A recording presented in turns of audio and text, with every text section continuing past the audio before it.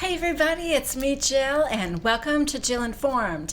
This is the recap of The Real Housewives of New Jersey, Season 9, Episode 10, From Turkey with Love. Okay, we open with Jennifer packing to go to Turkey. And did you guys think this was going to be the big women's trip? I did. I thought they were all going to Turkey. But I guess it's just Jennifer, unless they go back later. I don't know. When the season started, I felt like Oklahoma was going to be their first mini trip, and then Turkey was going to be their big trip this year. But I don't know. I'm a little confused right now. I'm actually more than a little confused because Bill and the kids are not going with Jennifer. Why?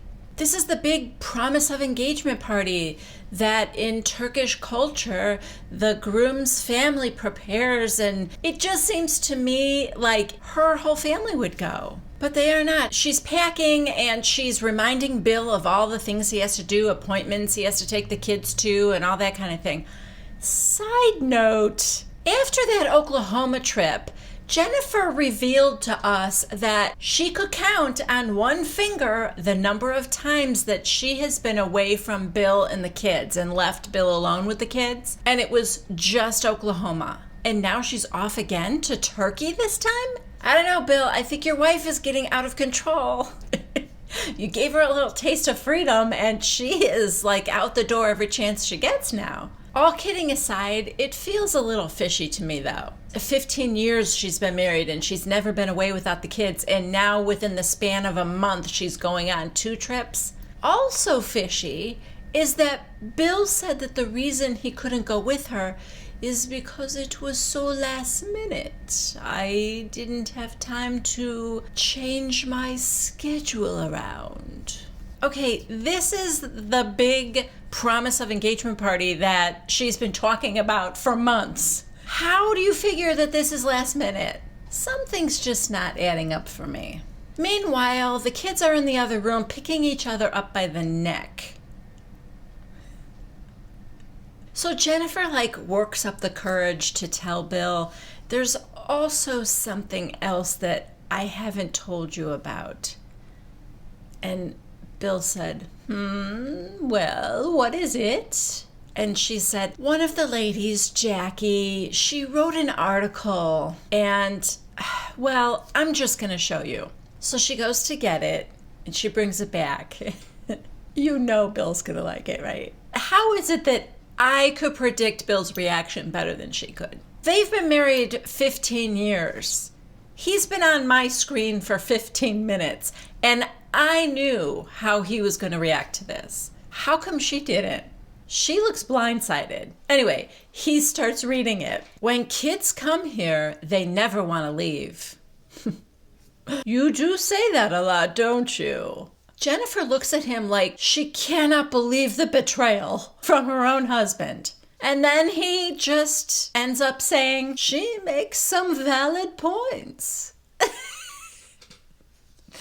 But, this is funny because this is kind of what I was talking about at the end of last week's episode, how people read into things or other people take things at face value. Bill is a very take things at face value kind of guy. He's not going to take offense at something that seems logical to him. And also, Bill agrees with it. Now, the other piece of that is the part that actually kind of bothers me. Bill takes no responsibility for the way his children are being raised. That's my opinion. Jennifer's doing the child rearing, and he's already criticized her about it.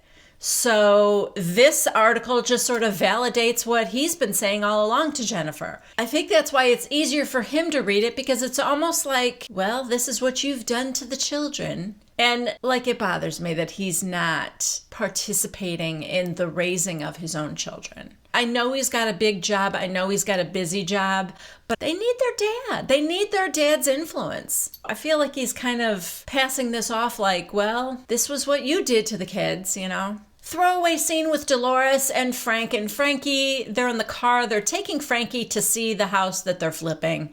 And also there's a discussion about how Frank Sr. is training Frankie Jr. for that fitness competition that Teresa is in. Also during this scene, we learn that Dolores is putting on an event for the women that live in the shelter that she volunteers at. It's going to be like a luncheon and a spa day. Next is the coffee date with Teresa and Jackie. You know, Jackie, I like Jackie. You know, she called this meeting and I was thinking she's going to start off being a little apologetic and that kind of thing.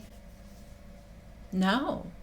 Jackie's first sentence out the gate is, I think the way you spoke to me at Margaret's house was unacceptable. Teresa's like, well, you started it. I'm at home thinking, oh, this is not going to go well. But surprisingly, they got to the apologies pretty quick. I'm not sure Teresa ever really did apologize. Anyway, Teresa tells her you could have used a different analogy. And Jackie again tries to say that, well, because she's had a little bit of that issue in her house. Her father was away and her parents were on house arrest and that they kind of laugh about it now. I think she was kind of trying to say that gave her a right to be able to talk about somebody being away. I mean, as it has been pointed out before, it's a lot different when it's your husband and you are raising 4 girls by yourself. And also, it's happening right now. You know how people are like, oh, too soon? Yeah, it's too soon. So Jackie does say, I really never meant to hurt you with that. I truly was just trying to use that as an example to prove that people can't control each other. She ends up by saying, you know, we may have another beef in the future because you and I are very strong-willed type A women, but I promise you I will never bring up that situation again. I don't know. Teresa seems to accept that, and they're okay for now. But in the confession cam, Teresa said, this is strike 2 for Jackie. I'm gonna give her a second chance, but we'll see what happens. And then to Jackie, she said, believe me, I'm more namaste now than I have ever been. Okay, you're not. Good God, woman, you call this namaste? Next, we are at the gym and Frank Sr. and Frankie Jr. are working out. Well, Frank Sr. is coaching Frankie Jr. and Teresa shows up. Apparently, Teresa's coach for this fitness competition lives far away and it's hard for her to get there. And Frank Sr. has agreed to help her out at the end here. We're 3 weeks out from the competition and Frank Sr. has agreed to kind of step in and help train her. And oh boy, he is a ball buster, man. He's got her lifting weights heavier than she's ever done before. She's doing these leg lifts and her legs are shaking and he's really hard on her. Anyway, he ends up telling her that he wants her to lose 12 more pounds. 12 more pounds in 3 weeks. Her weight is already down so much. She's building muscle mass. We know that weighs more than fat. I don't know how she's going to do it. I'm not even sure it would be healthy to do it, but I don't know how she's going to lose 12 pounds in 3 weeks. 12 more pounds. I could lose 12 pounds in 3 weeks because I've got a lot to work with. But she's already gotten herself so lean. 12 more pounds is going to be rough. Next, we are in Istanbul. Jennifer shows up and her family. Her mom is already there. Her sister is there. Does her sister live there? I don't think so. Anyway, her sister is there, and then she's meeting aunts and cousins. Jennifer was born in Queens. Her parents were born in Turkey, and when she was a kid, every summer they would spend in Turkey. So she hasn't been back in 6 years, so she's very happy to be seeing family. Also, Jennifer speaks Turkish fluently. It's fun to see her interact with family from there, you know? Okay, now we are at Sugar with Melissa and Joe Gorga and all the kids, and it's Joey's birthday now. Joey has had a real run of celebration here. So now it's his birthday and the whole family's sitting there, and Joe is acting like a total ass. Melissa makes a little joke. Now, oh, Joey, now that you're 10, we have to figure out your career. What are you going to do for a living? And Joe said, oh, he's gonna build houses like his dad. Then he starts ribbing Antonia. Well, except your sister wants to work in a boutique. Instead of building houses and making money, she wants to sell shirts all day. Melissa's like, hey, stop it. Then the menus come, and they're looking at the menus, and Joe says to Antonia, you better start looking at the prices if you want to work in a boutique. Me? I don't worry about the prices. It was so ugly. It really was. Melissa's like, Joe, stop. That's insulting. What? If that's the career path she wants to choose, she better know what she's getting into. She's not going to make much money. You know, it's one thing to be rude to your wife about her career. I don't condone that either, but I'm just saying it's a very different thing when you say it in front of your children. You're demeaning your wife's career in front of your children. You're also putting the entire emphasis on money, completely disregarding enriching yourself in other ways with a career. I don't know. And in spite of all that, Joe Gorga is still one of the better husbands of New Jersey. Go figure. Back in Turkey, Jennifer is meeting with Melda, who is her brother's fiance, and the two of them go to pick up her brother at the airport. And Melda is a very sweet girl, and she really seems to love Jennifer's brother. So, I mean, you know, that's nice. Back at Margaret's house, Margaret and her assistant Lexi and Marlene are packing up goodie bags for the event that Dolores is having. And Jackie and Melissa come over to join her and help out. They're sitting and having lunch, and they're talking about different things, and Margaret brings up Danielle. She and Danielle have been texting back and forth, and that it is not good. Their relationship is over. In the last text message, Margaret told her to have a happy life and don't ever call me again. So... oh, I think there was one after that where Danielle said, I can't believe you're acting like this. And have a happy Mother's Day. So anyway, that seems to be over. Next, we are at the banquet hall for Dolores' event. Side note, I love Dolores' dress. It's so pretty. This event really is kind of nice. She is having this luncheon and a pampering kind of spa day for the women that live in this shelter. And even though you might think it's a little frivolous and the money could have been better spent by just giving it to the women to help them get a leg up, I mean, that kind of thinking makes sense and it's practical, but it's almost a little too practical. Dolores says, I think every woman deserves to have a day like this, and I think she's right. The way I look at it is she could be doing nothing or she could do this. I think it's really nice. And I love this side of Dolores. In fact, I love this whole scene. All of these women are showing this softer side of them, caring, nurturing side. Jackie is there and Teresa. You know, they're talking to this little 9-year-old boy who is been from shelter to shelter to shelter, moving around with his grandmother. And Dolores asks him, what did you have for breakfast? And he said, chips. Maybe Jackie, somebody said, why did you just have chips? And he said, that's all they had. So right away, Teresa takes him by the hand and she's like, let's go get some food. And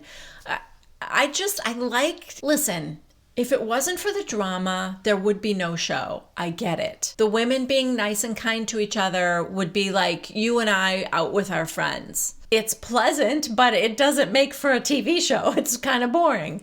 So I completely understand that we need the conflict and the drama, but I've said this before, I would love a balance. Just show us this other side of the women more often. Then the fights seem more genuine and it isn't just like, oh my God, why are they even friends? All they do is fight. You know, then we can get like more layers to them and that's more exciting for me. To me, that would make a better show. Just a little bit more balance. So I'm loving this scene. Margaret arrives with all of her gift baskets and Melissa comes and she has purchased a bunch of like makeup and toiletries and things for the ladies that she can put in the baskets as well. And even their interaction with the women from the shelter, My fear was that it was going to be a little condescending, but surprisingly, I did not feel that they were. Or maybe it was less than I thought. I thought they were pretty cool with everybody, and the one woman had her little baby there, and Melissa asked her, "Did you go get your nails done?" She's like, "Oh no, I'm going to." And she goes, "Well, come here, give me the baby. I'll take care of him while you go take care of yourself." So that was even nice. I don't know. It was good. So at one point, Melissa and Teresa and Margaret are sitting down talking, and the fact that Jennifer wasn't there got brought up, and Teresa said, "Yeah, she's in Turkey for her brother's engagement party." And Margaret's like, "Oh yeah, that's right. That's so weird, isn't it? They just met." Teresa said, "Yeah, they just met 2 weeks ago, and now they're getting engaged." And Teresa's saying how, in their culture, it's no sex before marriage, and you kind of just get to know each other during the marriage. And Margaret is making jokes about that. What if he turns out to be a dud? Then what? It's like a mail order bride. She was kind of going on and on. To the confession cam, Teresa said, "Margaret is being so insensitive. She doesn't even know Jennifer's family." My takeaway here was that Margaret was making jokes, in front of her friends, Teresa and Melissa. And it's not something she would ever say to Jennifer's face. She was just kind of joking. To me, Margaret's biggest offense was that it wasn't funny. They were stupid. She says something like, "She's expired like bad milk." No, that joke is expired. I didn't even really get it. But I just thought the jokes were stupid, but it was harmless. So there's a little bit more of the sweetness.